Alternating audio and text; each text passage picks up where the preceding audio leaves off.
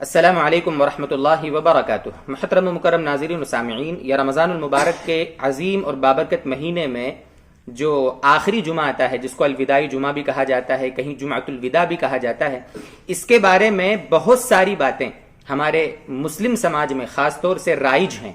خصوصی اس کا اہتمام کرنا، نئے کپڑے پہننا، یا اس دن جو کپڑے پہنے جائیں گے ان کا حساب نہیں ہونا، یہ باتیں، یا اس دن اگر کسی نے روزہ رکھا تو دوسرے دنوں کے مقابلے میں اس کو ثواب زیادہ ملے گا، یہ سمجھنا، ایسی بہت ساری باتیں ہمارے معاشرے میں رائج ہیں۔ دوستو بزرگوں، شریعت میں اس کی کوئی حیثیت نہیں ہے۔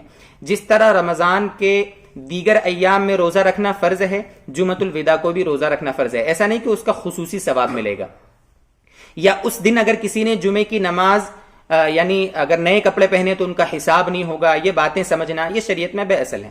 اس کا بہت دھیان رکھنا چاہیے ہمیں۔ یعنی الگ سے جمعے کی دن کو دوسرے رمضان کے ایام کے مقابلے میں خصوصیت دینا، یہ شریعت میں اس کی کوئی حیثیت نہیں ہے۔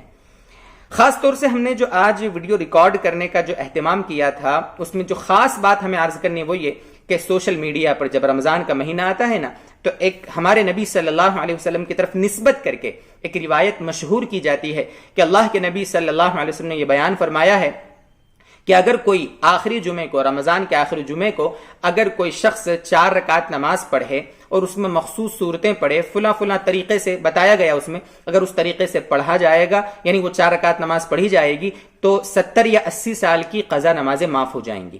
ایسا مشہور ہے، یہ روایت چلتی ہے۔ آپ کو اسکرین پر دیکھیے، وہ فوٹو بھی نظر آ رہا ہے جو چلتا ہے، لوگوں میں مشہور ہوتا ہے۔